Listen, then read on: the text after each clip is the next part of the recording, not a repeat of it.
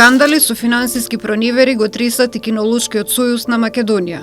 Членови на Сојузот со месеци пријавуваат сомневања за финансиски злоупотреби и бараат отчет за извршените исплати од сметката, за патните трошоци, за трошоците направени по кафеани, за трошоците за гориво, се сомневаат дека има непријавени кучиња на изложбите, дека не се уредно плаќани давачките кон државата и низа други прекршувања.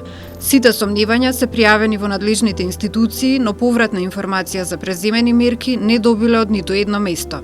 Во Кинолошкиот сојуз имаме сомневања за финансиски криминал кој претходното раководство го изврши. Тоа се Миле Алексовски и Горан Дојчиновски, председател и подпредседател, кој тој подпредседател е моментално сега и пак подпредседател.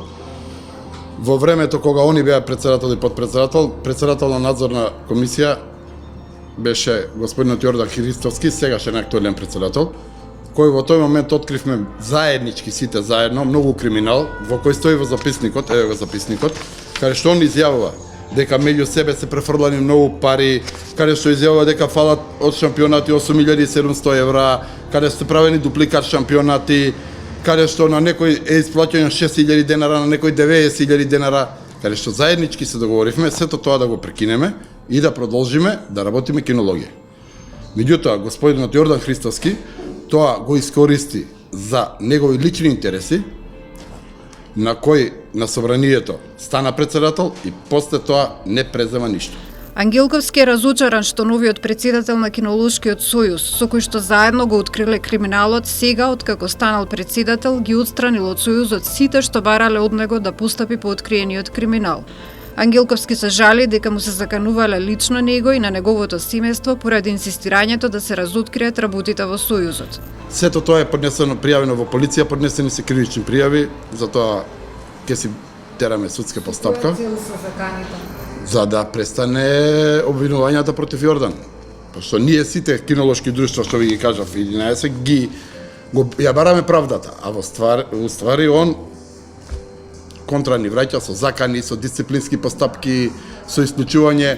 Дисциплинската комисија во Сојузот, според сведочењата на дел од членовите, веќе исклучила неколку друштва. Меѓу исклучените е клубот Шарпланинец, кој добил казна 5 години да не членува во Сојузот. Председателот Нацко Савовски вели дека забраната доаѓа во многу критичен момент, кога овој клуб се бори расата Шарпланинец, која сега ја делиме со Србија, да се запише како наша автохтона раса. Направивме 30 нови ферми на шарпланици на Бачила. Го ставивме во закон за сточарство. Овчарите добиваат субвенции за расата шарпланинец. А Јордан Христовски, новиот председател, значи со пола кинолози дојде председател, се дрзна со неговите полтрони од дисциплинска комисија да го казни клубот. Казни го Јордан. Ние понатака ќе работиме за расата. Председателот на Кинолошкиот сојуз Јордан Христовски не сакаше да зборува пред камера за проблемите во сојузот.